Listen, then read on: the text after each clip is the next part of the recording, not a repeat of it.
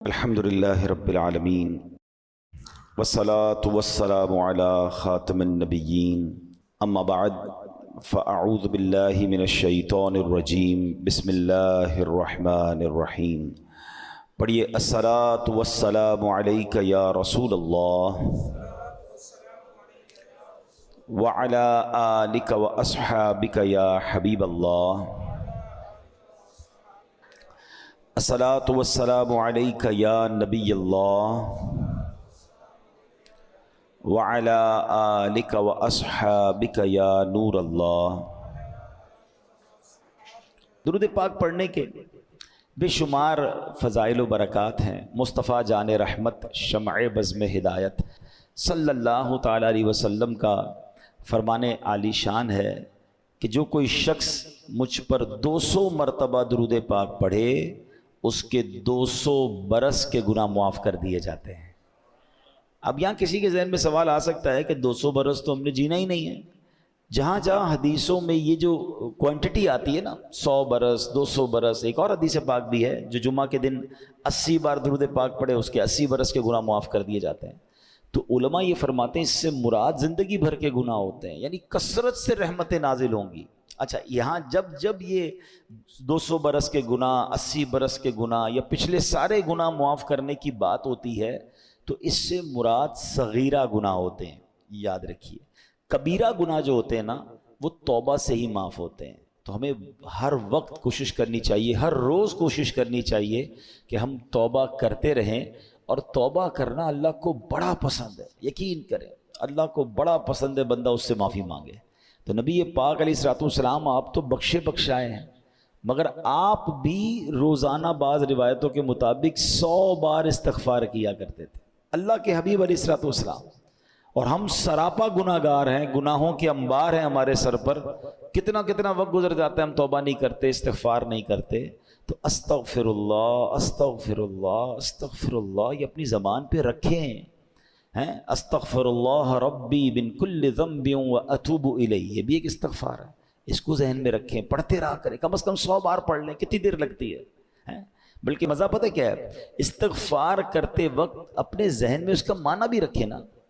معافی مانگنے والا ہنستے ہوئے معافی نہیں مانگتا۔ آپ معافی مانگ رہے ہیں نا، یا اللہ معاف کر دے، میں اپنے گناہوں سے توبہ کر رہا ہوں، تو آپ کے دل کی کیفیت بھی ہو، آپ کے چہرے کی کیفیت بھی ہو۔ کیا ہی اچھا ہو آنکھیں بند کر کے مسجد کے کونے میں یا گھر میں بیٹھ کر میں اپنے گناہ یاد کر کے اللہ کی بارگاہ میں کہوں کہ استغفر اللہ ربی من کل ذنب واتوب الیہ، اللہ میں اپنے سارے گناہوں سے توبہ کرتا ہوں، معافی مانگتا ہوں، اپنے کرم سے معاف کر۔ پھر آنسو بھی بہیں گے، پھر خیال بھی آئے گا، پھر ندامت بھی ہوگی، پھر دیکھیں انشاءاللہ وہ کریم کیسا کرم فرماتا ہے۔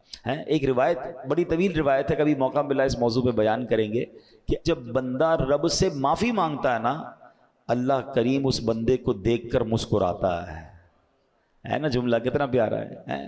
گناہ رب کے کیے، ناراض اس کو کیا، اور اب معافی مانگ رہے ہیں، معاف کر دے تو بڑی مہربانی ہے۔ فرمایا اس بندے کو دیکھ کر مسکراتا ہے رب کہ میرا بندہ یہ جانتا ہے کہ میرا کوئی رب ہے کہ گناہ کرنے پر پکڑ بھی لیتا ہے اور معافی مانگو تو معاف بھی کر دیتا ہے۔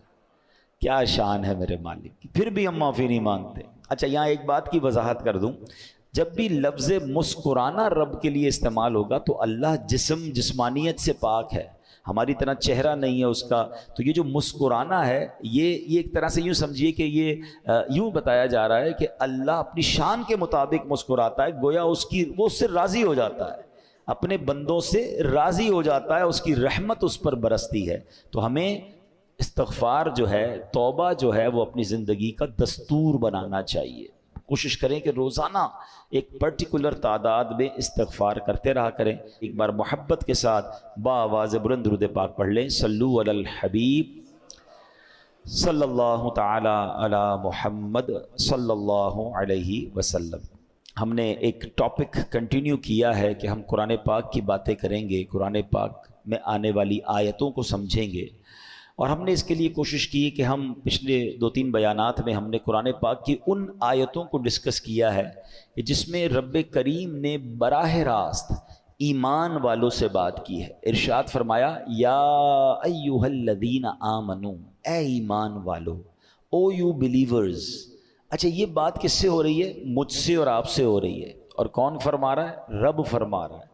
اللہ ہم سے بات کرے تو ہمیں پتہ تو ہونا چاہیے ہم سے کیا بات کی ہے، دنیا کا میسج مس نہ ہو جائے اس کی پرواہ، اللہ کا پیغام میرے لیے کیا ہے اس کی کوئی پرواہ نہیں ہوگی۔ تو ویسے تو ہمیں الگ سے ٹائم نکال کر یہ ساری آیتیں پڑھ لینی چاہیے۔ یہ 89 کے قریب آیتیں ہیں پورے قرآن میں جہاں اللہ نے مومنوں سے ڈائریکٹ بات کی ہے، یا ایھا الذین آمنو کہہ کر، اے ایمان والو کہہ کر، ٹھیک ہے۔ تو آج اسی میں سے ایک آیت انشاءاللہ ہم سمجھتے ہیں۔ اللہ کریم نے ارشاد فرمایا، یہ ہے پارہ نمبر 2 سورہ بقرہ آیت نمبر 172۔ ہم ایک سیکوینس کے ساتھ سیکھنے کی کوشش کر رہے ہیں۔ پہلی 2 آیتیں ہم نے کور کر لی تھیں، آج تیسری آیت ہے، اور اسی ترتیب سے ہے کہ جس طرح قرآن میں پہلے پارے دوسرے پارے اس طرح ہم اس کو لے کر چل رہے ہیں۔ تو آج جو آیت ہے اس میں رب فرماتا ہے، یا ایھا الذین آمنوا کلوا من طیبات ما رزقناکم واشکروا للہ ان کنتم ایاہ تعبدون۔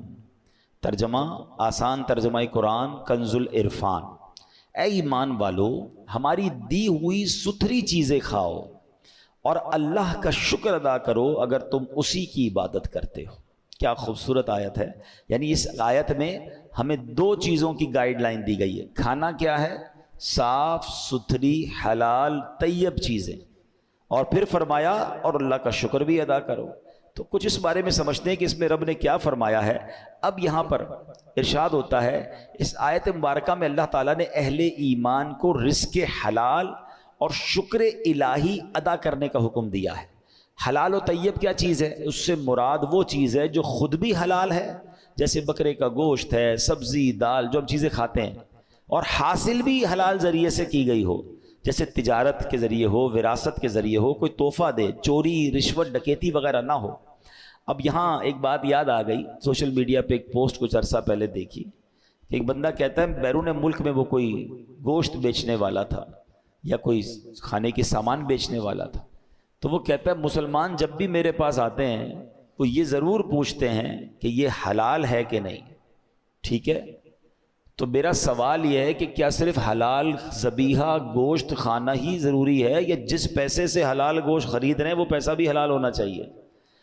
رشوت سے کما کر، جھوٹ سے کما کر، دھوکے سے کما کر، ڈکیتی اور چوری سے کما کر، اغوا برائے تاوان کر کے اس کا رینسم، اس کا کڈنیپ کے پیسے لے کر اب میں ڈھونڈنے نکلا ہوں کہ مجھے ان پیسوں سے حلال گوشت چاہیے۔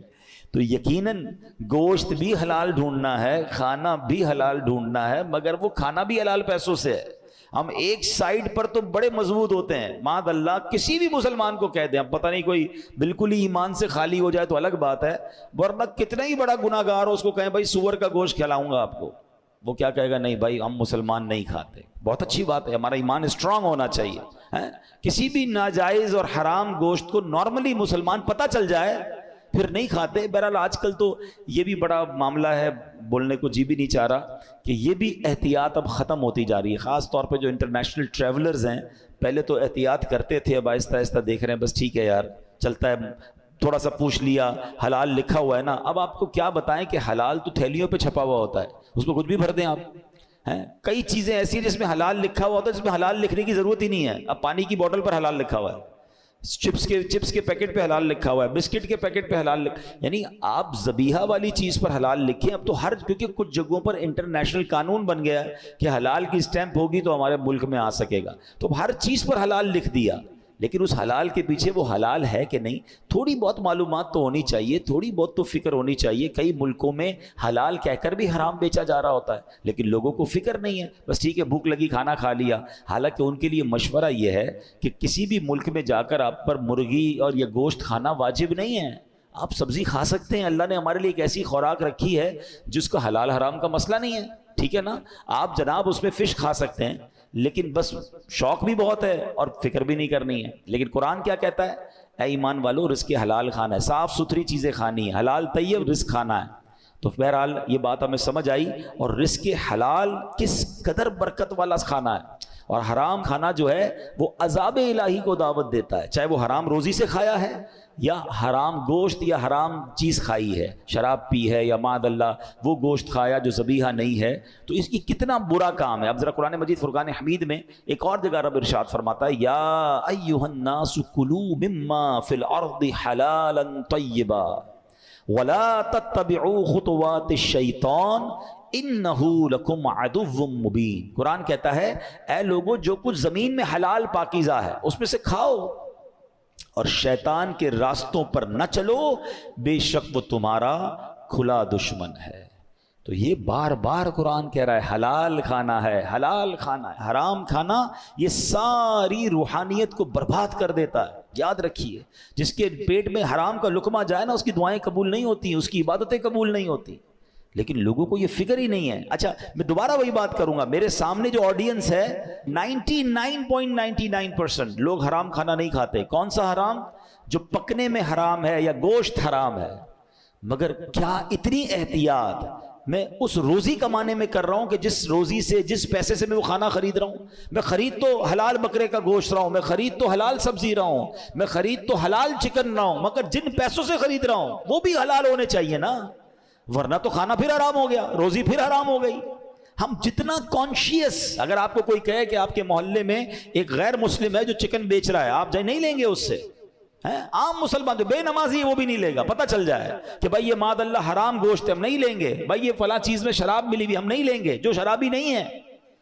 لیکن جتنا کانشیس خریداری میں حرام کو چیک کرنے میں کچھ لوگ ہوتے ہیں، ہمیں اسی طرح اپنی روزی میں بھی تو احتیاط کرنی ہے نا، کہ میں اپنے بچوں کو کوئی حرام روزی تو نہیں کھلا رہا۔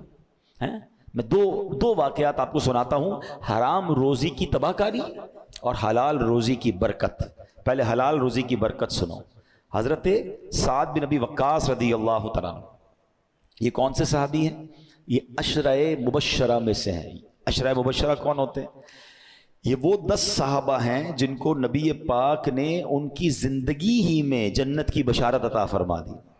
ویسے تو ہر صحابی جنتی ہے، مگر یہ کتنے لکی ہیں کہ زبان مصطفیٰ صلی اللہ تعالی علیہ وسلم سے میرے آقا نے ان کو جنت کی بشارت عطا فرمائی۔ عشرہ کہتے ہیں 10 کو، مبشرہ کہتے ہیں خوشخبری والے۔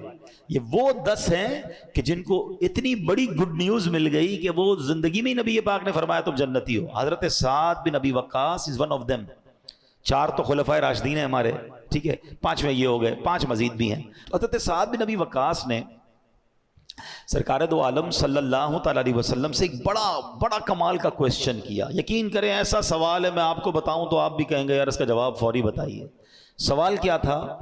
وہ کہتے ہیں یا رسول اللہ صلی اللہ تعالی علیہ وسلم آپ دعا فرمائیں اللہ سے، اللہ تعالیٰ مجھے مستجاب الدعوات کر دے۔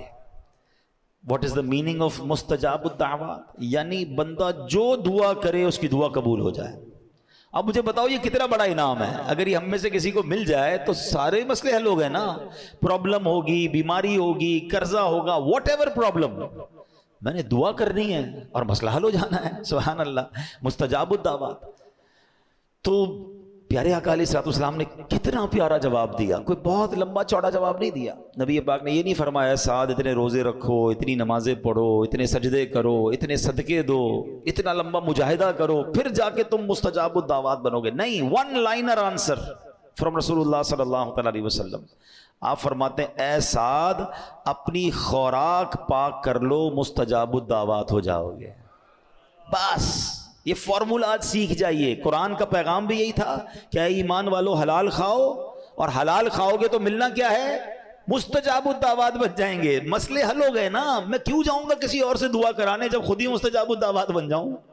تو اپنی غذا پاکیزہ کرنی ہے، اپنی کمائی پاکیزہ کریں، اپنا کھانا پاکیزہ کریں، اپنے لقمے پاکیزہ کریں۔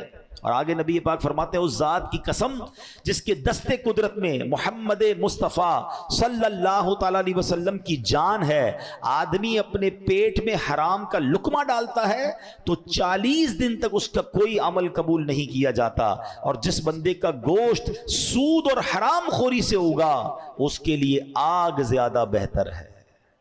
اب ذرا سوچئے، وہ لوگ جو اپنے بچوں کو حرام کھلاتے ہیں، آپ ان کی نشو نما حرام پیسوں سے کر رہے ہیں. اور حدیث میں کیا فرمایا؟ جو گوشت اگائی سود سے ہے، حرام سے ہے، وہ آگ کے لیے بہتر ہے، یعنی وہ آگ میں جل جانے کے لیے بہتر ہے. ہم نہیں سوچتے، ہم کہتے ہیں بچوں کے لیے کر رہا ہوں، اپنے لیے نہیں کر رہا جناب، بچوں کے مستقبل لیے کر رہا ہوں. آپ بچوں کو برباد کر رہے ہیں.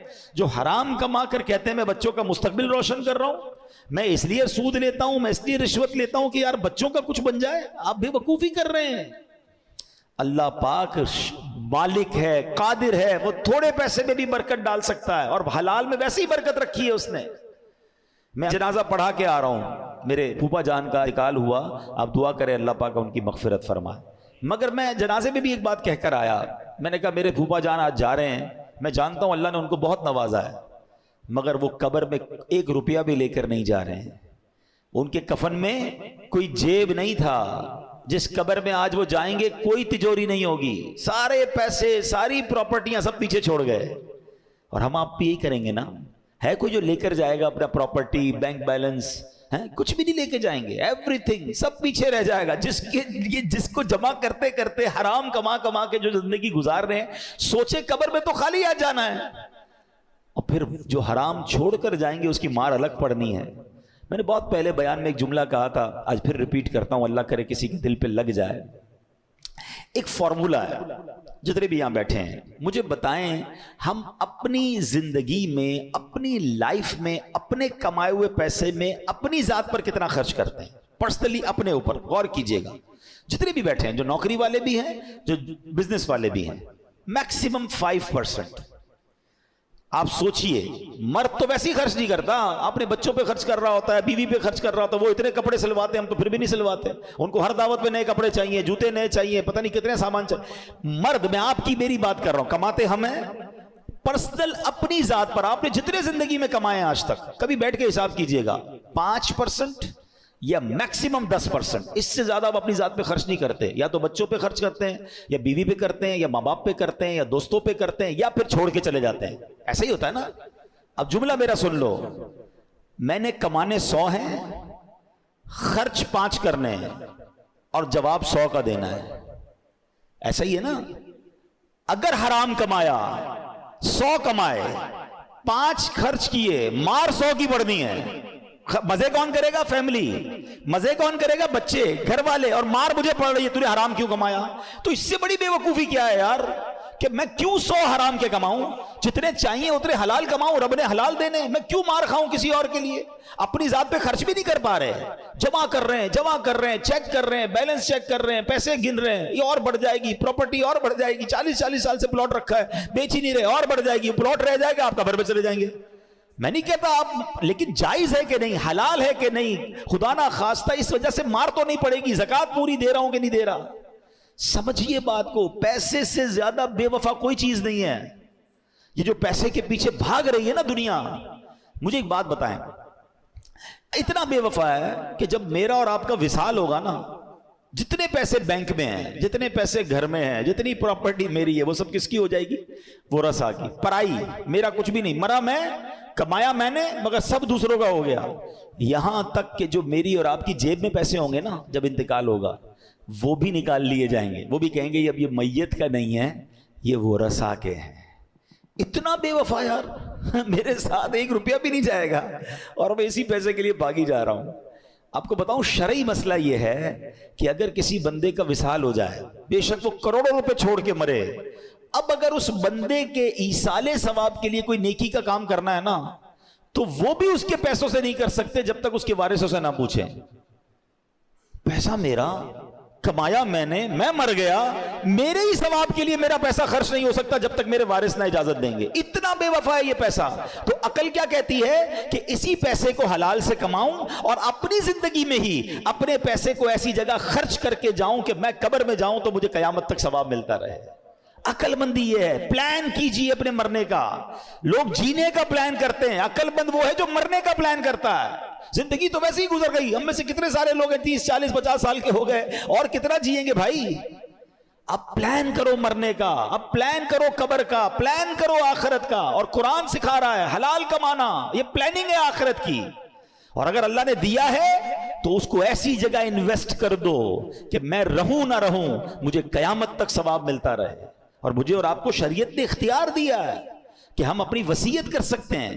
ہاں آلموسٹ 1/3 آف یور ویلتھ، 1/3 آپ وصیت کر کے جا سکتے ہیں کہ میرے مرنے کے بعد 1/3 پیسہ میرا جو ہے وہ اللہ کی راہ میں دیا ہے، فلاں مسجد میں دے دیں، فلاں تنظیم کو دے دیں، فلاں نیکی کے کام میں خرچ کریں، یتیم خانے.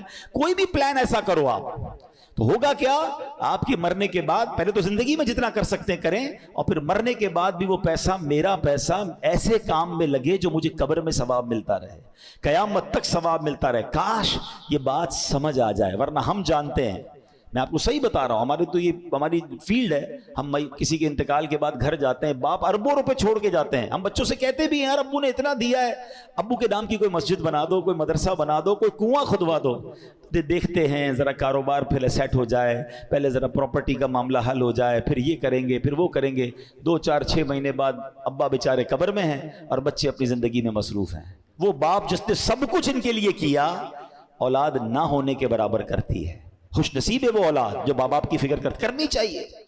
لیکن جو نہیں کرتے تو ان ماں باپ کو عقل ہونی چاہیے کہ میری اولاد آج دین کی طرف نہیں ہے، نمازیں نہیں پڑھ رہی، میرے مرنے کے بعد کیا کرے گی؟ میں خود کر جاؤں نا اپنے لیے، اپنی فکر خود کیجئے. تو بہرحال میرے پیارے اسلامی بھائیو، حرام روزی سے بچنا ہے. میں نے حلال کی فضیلت بتائی کہ مستجاب الدعوات بننے کا فارمولہ نبی پاک نے کیا فرمایا کہ اے سعد اپنی غذا پاکیزہ کر لو تو مستجاب الدعوات ہو جاؤ گے. اگر آپ بھی چاہتے ہیں نا آپ کی دعائیں قبول ہوں. کئی لوگ کہتے ہیں، ملتے بھی ہیں، حضرت دعا قبول نہیں ہوتی. جس کو کعبے کے سامنے بھی دعا کی ہم نے، مدینے میں بھی دعا کی، فلاں جگہ بھی دعا کرائی، دعا قبول نہیں ہوتی. چیک کیجئے روزی حلال ہے یا حرام ہے. ایک اور واقعہ سناتا ہوں. حضرت موسیٰ علیہ نبینا علیہ الصلوۃ والسلام نے ایک بار ایک شخص کو دیکھا، وہ بڑا رو رہا تھا، یا اللہ یا اللہ یا اللہ میری دعا قبول کر لے. اچھا حضرت موسیٰ تو کلیم اللہ ہے نا، آپ تو اللہ سے بات کرتے تھے.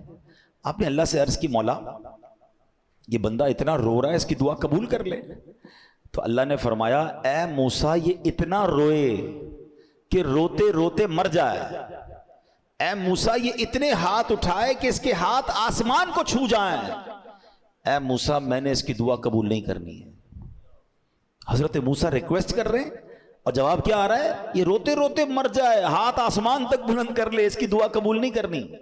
کہ یا اللہ ریزن کیا ہے، وجہ کیا ہے؟ ارشاد فرمایا اے موسیٰ جو یہ پہنتا ہے وہ حرام ہے، جو وہ کھاتا ہے وہ حرام ہے، جو کماتا ہے وہ حرام ہے. تو کعبے پر جانا، مدینے جانا، مخصوص اور مبارک ایام اور اوقات میں دعا کرنا جبھی قبول ہوگا جب روزی حلال ہوگی. ہم اس فارمولے کو بھول رہے ہیں. ہمیں یہ یقین کرنا ہوگا کہ میرا رب حلال روزی میں برکت ڈالنے پر قادر ہے. ہمیں یہ اطمینان لانا ہوگا. ہم سمجھتے ہیں یار حرام نہیں کماؤں گا تو پیچھے رہ جاؤں گا، سب آگے بڑھ گئے میں پیچھے رہ گیا، میرا بنگلہ کیسے بنے گا؟ ارے بھائی بنگلہ بنا ہوا ہے مگر سکون نہیں ہے، تو کیا کرنا ہے اس بنگلے کا؟ ہم جانتے ہیں اس کروڑ اربوں پتی کو، پیسے بہت ہے، کھانا نہیں کھا سکتے ہیں، ڈاکٹروں نے منع کر دیا ہے، وہ اپنا واش روم نہیں کر سکتے. تو کیا پیسہ ہی سب کچھ ہے؟ آپ کو اللہ نے پیسہ نہیں دیا، صحت دی ہے. خدا کی قسم اب تو دنیا کے بھر کے لوگ کہتے ہیں کہ صحت سے بڑھ کر ویلتھ ہی کوئی نہیں ہے. آپ کا ذہنی سکون، پیس آف مائنڈ، یہ سب سے بڑی دولت ہے. ہم کہتے نہیں پیسہ چاہیے، حرام سے آ جائے، کسی طرح آ جائے. کئی پیسے کمانے، حرام کمانے والوں کو دیکھا رات سوتے نہیں ہیں، ان کو ٹیبلٹ کے بغیر نیند نہیں آتی، ڈپریشن الگ چل رہا ہے ان کا. ارے کیا کرنے ہیں ایسے پیسے کو؟ آپ سکون کی نیند سوتے ہو، اس سے اچھی کون سی نعمت ہے؟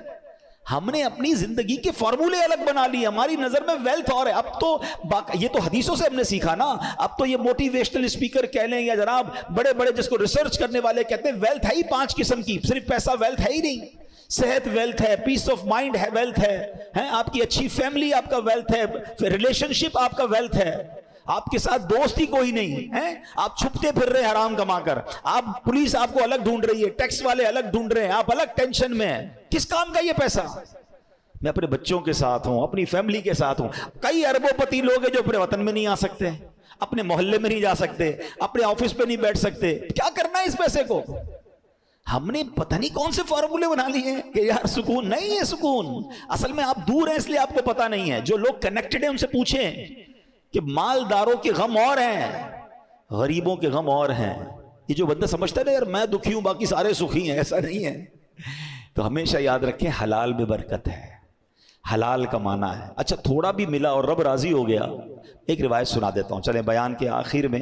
اتنی خوبصورت روایت ہے، یقین کریں ون آف دا امیزنگ حدیث ہے. خاص طور پر جو یہ بھاگم بھاگ کرتے ہیں نا پیسوں کے لیے اور پیسہ نہیں ملتا تو جناب اس کے بعد پریشان رہتے ہیں. ذرا حدیث سنیے گا. اس حدیث کے راوی بھی مولا علی شیر خدا کرم اللہ تعالی وجہ الکریم ہے. اور نبی پاک علیہ الصلوۃ والسلام فرماتے ہیں من رضی من اللہ بالیسیر من الرزق. کیا فرماتے ہیں؟ جو اللہ کے دیے ہوئے تھوڑے رزق پر راضی ہو جائے گا. پیسے تھوڑے ملے، رزق تھوڑا ملا، سنو آقا فرماتے ہیں جو اللہ کے دیے ہوئے تھوڑے رزق پر راضی ہو جائے گا، رضی اللہ منہ بالقلیل من عملی، اللہ پاک اس کے تھوڑے عمل پر راضی ہو جائے گا. اللہ اکبر. اس کو انجوائے، اگر اس کو سمجھ گئے نا آپ، اس کی ایسنس کو سمجھ گئے، اے غریبوں تمہیں مبارک ہو. مگر راضی رہنا ہے، یہ نہیں کہ غربت بھی ہے اور شکوے بھی ہیں، غربت بھی ہے اور کمپلین بھی ہے. نہیں، پیسے تھوڑے آ رہے ہیں مگر بندہ دل سے راضی ہے. مگر انعام کیا ہے؟ خدا کی قسم یہ سودا مہنگا نہیں ہے. میں اللہ کے دیے ہوئے تھوڑے رزق پر راضی ہو جاؤں اور میرا کریم میرے تھوڑے عمل پر راضی ہو جائے. کیونکہ وہ راضی ہو گیا نا پھر جنت ہے. گھر نہیں ملا دنیا میں بڑا، مگر جنت نہ ختم ہونے والی ہے، اس کی کوئی ایکسپائری ڈیٹ نہیں ہے. ادھر پیسے نہیں ملے، جنتیوں کے لیے ہیرے جواہرات ہیں. ادھر جناب لگزریز نہیں ملی، میں اللہ کی رضا پر راضی ہوں. جنت کی نعمتیں وہ ہیں جو کبھی ختم ہونے والی نہیں ہیں. تمہیں مبارک ہو. اور جو جناب اب اس کا ذرا مفہوم مخالف بھی تو سمجھو نا کہ جس کو اللہ نے زیادہ دیا ہے، سوچو کیا فرمایا؟ جو اللہ کے تھوڑے رزق پر راضی ہو جائے اللہ اس کے تھوڑے عمل پر راضی ہو جاتا ہے. تو جس کو اللہ نے زیادہ دیا اور قیامت کے دن عمل زیادہ مانگا تو پھر ہمارا کیا بنے گا؟ ہے ہمارے پاس جواب؟ عمل ہے ہمارا زیادہ؟ بلکہ ادھر تو معاملہ اور الٹا ہے. غریب آدمی زیادہ نیکیاں کر رہا ہے نارملی، اور امیر آدمی جس کو اللہ نے بہت نوازا وہ اور نیکیوں سے دور ہو گیا. ہونا کیا چاہیے تھا کہ جتنا اللہ عطا فرماتا اتنا میں اور عبادت کرتا، اور شکر کرتا، اور سجدے کرتا. ادھر تو معاملہ ہی الٹا ہے. وہ عطائیں بڑھا رہا ہے، ہم خطائیں بڑھا رہے ہیں. جواب نہیں دینا.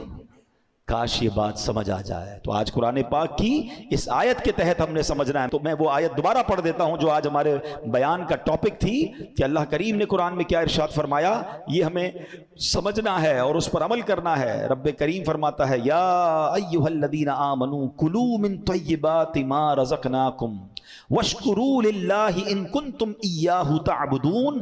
اے ایمان والو ہماری دی ہوئی ستھری چیزیں کھاؤ اور اللہ کا شکر ادا کرو اگر تم اسی کی عبادت کرتے ہو. تو حلال روزی پر بات ہوئی اور پھر قرآن کہتا ہے شکر بھی ادا کرنا ہے، ناشکری نہیں کرنی ہے. اللہ کو ناشکری بہت ناپسند ہے. خود قرآن میں رب فرماتا ہے لئن شکرتم لازیدنکم، تم میرا شکر ادا کرو میں تمہیں اور عطا کروں گا. تو اگر آپ چاہتے ہیں کہ اور مل جائے تو شکر ادا کریں. ایک بار نبی پاک علیہ الصلوۃ والسلام نے ارشاد فرمایا قیامت کے دن کہا جائے گا حمد کرنے والے کھڑے ہو جائیں.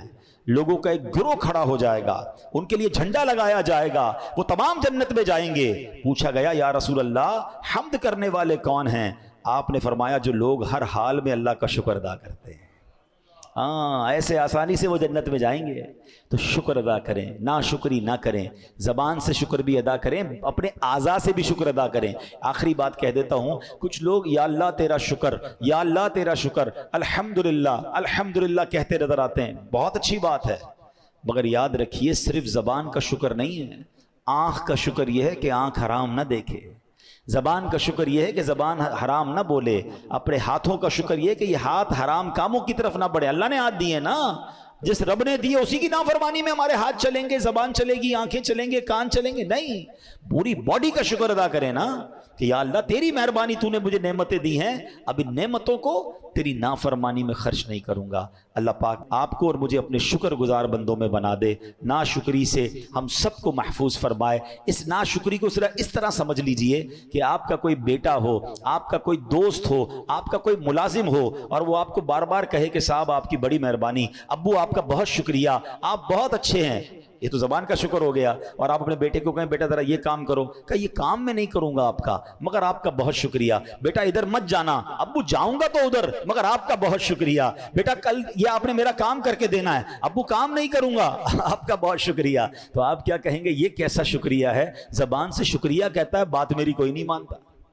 تو ہم اللہ کی بات مان رہے ہیں, شریعت کی بات مان رہے ہیں کہ نہیں مان رہے؟ شکر زبان سے کہہ رہے ہیں. تو مزہ یہ ہے کہ میری زبان بھی شکر کرے, میری باڈی بھی شکر کرے, اللہ کی اطاعت کے ساتھ میں زندگی گزاروں. صلو علی الحبیب.